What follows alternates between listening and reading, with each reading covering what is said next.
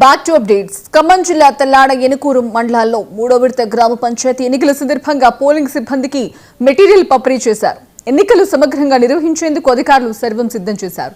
మరోవైపు తెల్లాడి పోలీస్ స్టేషన్లో పోలీసు సిబ్బందికి ఎన్నికల బందోబస్తుపై సమావేశం నిర్వహించారు.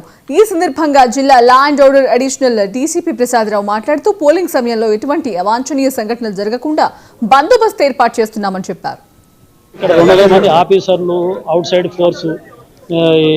టీజీఎస్పీ బెటాలియన్ ప్లటూన్స్ ఇవన్నీ కలుపుకొని 200 మంది ఆల్రెడీ డ్యూటీలలో కూడా ఇంపోజ్ చేయడం జరిగింది. ఇప్పుడే బ్రీఫింగ్ చేయడం కూడా జరిగింది. కాబట్టి 163 బిఎన్ఎస్ అంటే ప్రొహిబిటరీ ఆర్డర్స్ 100 మీటర్లు 200 మీటర్ల వరకు ప్రొహిబిటరీ ఆర్డర్స్ ఉన్నాయి. పబ్లిక్ ఎవరు కూడా పోలింగ్ స్టేషన్ దగ్గర 100 మీటర్ల దూరంలో కానీ 200 మీటర్ల దూరంలో కానీ క్యాన్వాసింగ్ చేయడానికి వీల్లేదు. 200 మీటర్ల దూరంలో అవతలనే ఉండాలి. ఎక్కడ కూడా ప్లాకార్డ్స్ పెట్టి గుర్తులతోటి ప్లాకార్డ్స్ పెట్టి ప్రచారం చేయడానికి వీల్లేదు. రూట్ మొబైల్స్ కూడా 12 రూట్లలో 12 రూట్ మొబైల్స్ ఉన్నాయి. వాళ్ళ దగ్గర వెపన్స్ ఉంటాయి.